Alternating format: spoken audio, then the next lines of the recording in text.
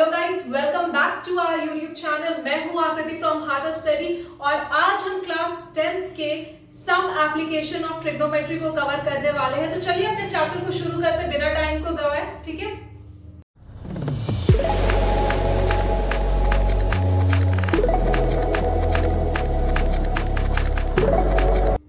जब हम इस चैप्टर को पढ़ते हैं ना, सम एप्लीकेशन ऑफ ट्रिग्नोमेट्री, अगर आपको इस पूरे चैप्टर में अगर आपसे पूछा जाए कि इसको हमको सॉल्व कैसे करना है, तो आपको सिर्फ दो चीजें पता होना चाहिए, दैट इज एलिवेशन और डिप्रेशन। दो ही कंसेप्ट है इसके अंदर। इस पूरे चैप्टर में सिर्फ दो पॉइंट है या दो टर्म है जिसके साथ हमें डील करना है। फर्स्ट इज एलिवेशन और सेकेंड है डिप्रेशन। गम में डूबा हुआ डिप्रेशन नहीं सर, प्लीज, ठीक है, वो सब मत सोचना आप लोग। डिप्रेशन यहां पर में क्या होगा, अगर ये एक हमारे पास फिगर है, ठीक है, यहां ले लो आप एक पॉइंट ओ, ठीक है, अगर ओ पॉइंट से आप पी पॉइंट को देख रहे हो, मैं क्या बोल रही हूं आपको, ओ पॉइंट से आप पी पॉइंट को देख रहे हो, तो ये क्या हो जाएगा, ये जो एंगल का फॉर्मेशन होगा ना, this angle is called elevation. Elevation होता कुछ नहीं है, आप जब मॉल्स वगैरह में जाते हो तो आप सीढ़ी से जो नीचे से ऊपर की तरफ चढ़ते हो, है ना, तो वो क्या हो गया, एलिवेशन हो गया। और ऊपर से नीचे की तरफ आ रहे हो तो दैट मींस इस चैप्टर के अकॉर्डिंग वो क्या हो जाएगा, डिप्रेशन हो जाएगा। मतलब आप सीढ़ी पे अभी चढ़ने वाले हो और ऊपर की तरफ देख रहे हो, ठीक है, तो आपका जो आईज से ऊपर की तरफ का जो डिस्टेंस है ना, वो क्या हो जाएगा, एंगल ऑफ एलिवेशन हो जाएगा। और वही अगर सीढ़ी के ऊपर खड़े हो और नीचे की तरफ देख रहे हो तो वो क्या हो जाएगा, डिप्रेशन हो जाएगा। तो इस फिगर में भी वही है, अगर आप ओ पॉइंट पे हो और पी पॉइंट को देख रहे हो तो ये जो एंगल बनता है वो एंगल क्या बनता है, एंगल ऑफ डिप्रेशन बनता है। ठीक है, बहुत ही सिंपल सा चीज। अगर आप कुछ पी पॉइंट पे खड़े हो और ओ पॉइंट को देख रहे हो तो ये जो एंगल बनेगा ना, ये बनेगा एंगल ऑफ डिप्रेशन। ठीक है, ये बनता है एंगल ऑफ डिप्रेशन। इस लाइन को क्या बोलते हैं, जो ओ पॉइंट से लेके पी पॉइंट का ये लाइन है, इसको बोलते हैं लाइन ऑफ साइट। ठीक है, इस लाइन को बोलते हैं लाइन ऑफ साइट। इतनी चीजें समझ में आ रही। इस पूरे चैप्टर में अगर आपको फंक्शंस पता है ना कि साइन थीटा क्या होता है, sine theta is P by H, cos theta is equal to P by H, tan theta is equal to P by B, और साइन के ऑपोजिट कॉसेक वर्क करता है, कॉस के ऑपोजिट सेक वर्क करता है और टैन के ऑपोजिट कॉट वर्क करता है। अगर आपको इतनी चीजें पता है तो ट्रस्ट मी गाइस, आप इस चैप्टर को एकदम मजाक मजाक में सॉल्व करके निकल जाओगे, पूरा चैप्टर लपेट लोगे अपने साथ। ठीक है, तो अगर आपको ये बेसिक चीजें है ना, तो आप जा करके एक बार ट्रिग्नोमेट्री चैप्टर को, जो मैं पढ़ाई हूँ इस चैनल के प्लेलिस्ट में आपको मिल जाएगी, आप वहां जा करके इसको कवर कर लो। आपको ट्रिग्नोमेट्री तो समझ में आ ही जाएगी, ये बेसिक सा जो फर्स्ट पार्ट होगा आई थिंक वीडियो का, वो भी आप बहुत अच्छे से समझ जाओगे। ठीक है, तो चलिए शुरू करते हैं अपने वीडियो को कुछ क्वेश्चंस के साथ। हम अपने फर्स्ट क्वेश्चन को देखते हैं। इस पूरे चैप्टर में जैसे कि मैंने आपसे डिस्कस किया है, सिर्फ एलिवेशन और डिप्रेशन पे क्वेश्चन मिलेगी। सिर्फ क्वेश्चन का लेंथ आपको ज्यादा दिखेगा, क्वेश्चन में कोई दम नहीं है। ठीक है, अगर एंगल रिवॉल्व कर रहा है क्वेश्चन के अराउंड तो वो 30, 45 डिग्री और 60 डिग्री पे रिवॉल्व करेगा। और अगर फंक्शन है तो वो टैन थीटा, साइन थीटा और कॉस थीटा के ही आसपास रहेगा। ठीक है, क्वेश्चन से बिल्कुल नहीं डरना, आप एक बार बेसिक समझो, पूरे क्वेश्चन को आप ऐसे ही खा जाओगे। The angle of elevation of the top of the tower from a point on the ground which is 30 metre away from the foot of the tower is 30 degree. Find the height of the tower. बहुत ही super duper easy question है। देखो क्या बोल रहा है, angle of elevation है of the top of the tower from a point on the ground. मान लीजिए ये हमारा ग्राउंड है, तो यहां से एलिवेशन जो पॉइंट होगा यही होगा, यही होगा ना, angle of elevation on the ground. Ground से एलिवेशन क्या होगा, यही पॉइंट होगा, चाहे आप यहां से बनाओ या फिर यहां से बनाओ। Which is 30 metre away from the foot of the tower. और ये क्या बोल रहे हैं कि यहां पर में मान लीजिए आपका कोई टावर है, ये क्या है, टावर है। ये जो हाइट है ना, ये किसका हाइट दिया हुआ है, ये टावर का हाइट दिया हुआ है। अगर टावर का हाइट है तो इस टावर के फुट से 30 मीटर अवे लिखा है ना 30 metre away from the foot of the tower is 30 degree. 30 metre away from the foot of the tower is 30 degree, मतलब ये एंगल दिया हुआ है 30 डिग्री, है ना। ये जो एंगल है क्या है 30 डिग्री। और क्वेश्चन में क्या बोल रहा है, find the height of the tower. आप बहुत ही सिंप्लीफाइड तरीके से टावर का हाइट फाइंड कर सकते हो। यहां पर मैं आप नेमिंग कर लो अपने कन्वेंशन के लिए ABC, ठीक है। तो आपको स्टेटमेंट पढ़ना है इस चैप्टर के अंदर। आपको जो भी क्वेश्चन दिया होगा भारी भरकम सा दिखने में, लेकिन बहुत ही इजी होता है। आपको वो स्टेटमेंट पढ़ना है और स्टेटमेंट पढ़ के आप सबसे पहले एक डायग्राम बना लो। डायग्राम बनाओगे तो आपको चीजें बहुत क्लियर हो जाएगी कि करना क्या है, ठीक है। तो मैं फिर से एक बार क्वेश्चन रिपीट कर रही हूँ, आप इस डायग्राम से मैच करो। The angle of elevation of the top of the tower, अगर ये टावर है तो इसका एंगल ऑफ एलिवेशन कहां से हो रहा है, सी पॉइंट से हो रहा है। सी पॉइंट से जो टावर का टॉप है यही एंगल ऑफ एलिवेशन बनाएगा ना।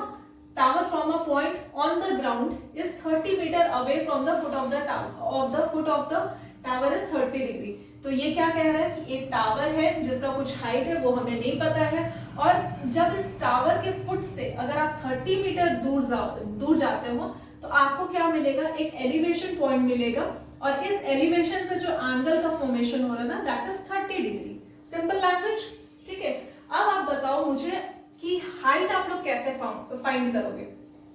साइन थीटा, ठीक है। अगर साइन थीटा पे हम लोग डिस्कस करें, साइन थीटा क्या होता है, P/H होता है, करेक्ट।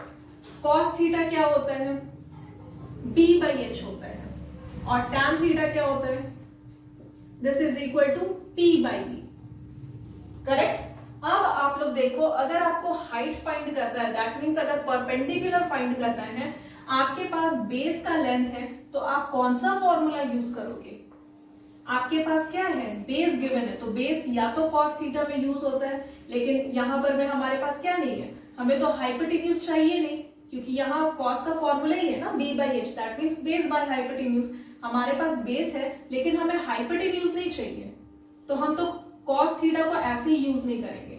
साइन थीटा में क्या है, P/H है, तो हमें P तो चाहिए लेकिन हमारे पास H का वैल्यू नहीं है, तो ये भी वैल्यू मतलब ये भी फंक्शन हम यूज नहीं कर रहे हैं। अब आओ आप tan थीटा पे। tan थीटा में हमें P का वैल्यू चाहिए, एकदम चाहिए, और B का वैल्यू गिवन है, तो हम क्या यूज कर रहे हैं, tan थीटा यूज कर रहे हैं, ठीक है। इतनी चीजें समझ में आ गई।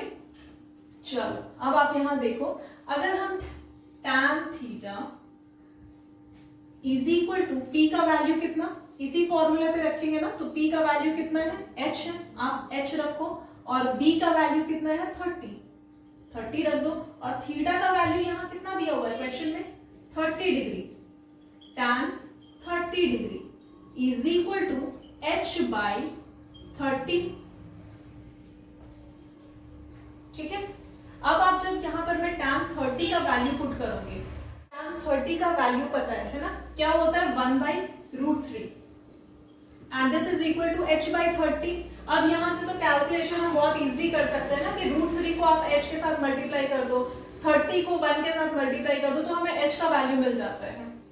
That means √3H is equal to 30, ये हम बहुत इजीली लिख सकते हैं ना।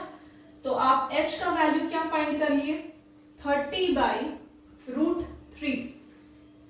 यहां मल्टीप्लीकेशन हो रहा है ना √3 और H के साथ, और यहां आएगा तो क्या हो जाएगा, √3 अगर RHS में जाएगा तो डिवीजन में हो जाएगा।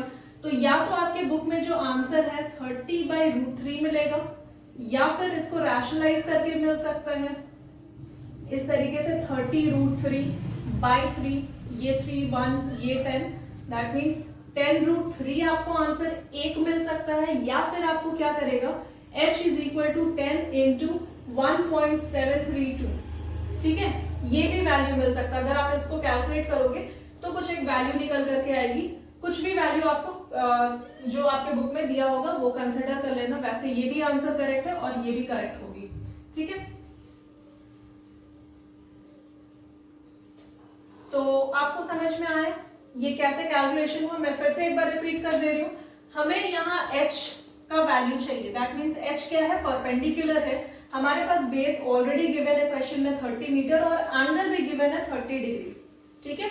तो इस बेसिस पे हम tan थीटा ले रहे हैं, tan थीटा का वैल्यू कितना 30 डिग्री, H फाइंड करना है जो कि हमारा परपेंडिकुलर है इस डायग्राम के अकॉर्डिंग, और बाई क्या है 30 जो कि हमारा बेस है। अब अगर हम इन वैल्यूज को पुट करते हैं, tan 30 का value 1/√3, h as it is और 30 डिग्री, ठीक है। अब अगर हम इनको कैलकुलेट करते हैं क्रॉस मल्टीप्लाई करके, तो √3h इज इक्वल टू कितना 30, h का वैल्यू कितना 30/√3। अगर 30/√3 हम अगर इस तरीके से लिख करके छोड़ देते तो ये आंसर हो जाएगा गलत, ठीक है। तो आपको क्या करना होगा, इसको रैशनलाइज करना होगा। जब भी रूट डिनोमिनेटर में दिखे ना तो आप इसको रैशनलाइज कर लो, दैट मीन्स √3/√3 करो। और जब आप ऐसा करोगे तो आपको कुछ वैल्यू मिलेगा जो कि इक्वल होगा √3 क्या हो जाएगा 30√3 न्यूमरेटर में, और डिनोमिनेटर में क्या हो जाएगा, जब इन दोनों को मल्टीप्लाई करोगे तो 3 निकल करके आएगा, 3 1 टाइम और ये 10 टाइम्स, तो ये वैल्यू मिलेगा, ठीक है। h का वैल्यू या तो हमें इस फॉर्मेट में मिलेगा, और अगर इस फॉर्मेट में नहीं मिलता तो √3 का जो वैल्यू होता है दैट इज इक्वल टू 1.732। इससे आप मल्टीप्लाई करके भी फाइंड कर सकते हो। चलो फटाफट से इसको लिख लो, फिर हम आगे क्वेश्चन डिस्कस करते हैं। और भी तो बोर्ड के ऊपर आपको सेकेंड क्वेश्चन नजर आ रही है। क्वेश्चन एक बार पढ़ लेते हैं। A bridge across a river makes an angle of 45 degree with the river bank as shown in the figure. If the length of the bridge across the river is 150 meter, what is the width of the river? ये जो figure है ना, मैं अपने मन मर्जी से नहीं बनाई हूँ, ये फिगर आपके टेक्स्ट बुक में दी गई है, ठीक है। आप अब एक बार क्वेश्चन को रीड करो और इस फिगर से टैली करो। A bridge across a river makes an angle of 45 degree. अगर एक ब्रिज है, ठीक है, ये ब्रिज है जो कि एक एंगल बना रहा है 45 डिग्री का, जब किसी रिवर, ये वाला जो पोर्शन है ये किसका है, रिवर का है, और ये जो आपको 150 वाला पार्ट दिख रहा है ना, ये जो ऐसे आ रही है, ये क्या है, ब्रिज है, ठीक है। ये वाला जो पोर्शन आपको पतला सा नजर आ रहा है बीचों बीच, दिस इज द ब्रिज। ये किसके ऊपर है, एक रिवर के ऊपर है, यहां भी रिवर है, ठीक है। ये रिवर के ऊपर एक ब्रिज आ रही है। अ bridge crosses across a river makes an angle of 45 degree, और इसके जो फुट से, मतलब ये जो लेंथ है ना, यहां से ब्रिज का जो एंगल का फॉर्मेशन है वो कितने डिग्री का है, 45 डिग्री का है, with the river bank as shown in the figure, जैसे आपको फिगर में दिख रहा है। If the length of the bridge across the river is 150 metre, और ये ब्रिज का लेंथ कितना 150 metre, so what is the width of the height.